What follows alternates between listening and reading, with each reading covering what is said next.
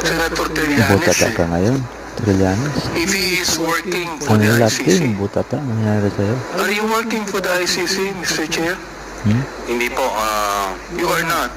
hindi po, Mr. Chairman. But you are connected with the ICC. Opo, by Paninira mo virtue kay of Pangulong being the Duterte. first to... So, Mr. Chair, Yes.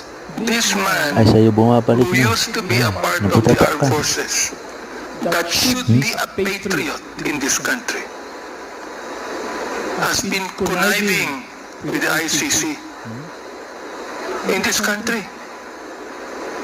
Now, we would like to have a balance here.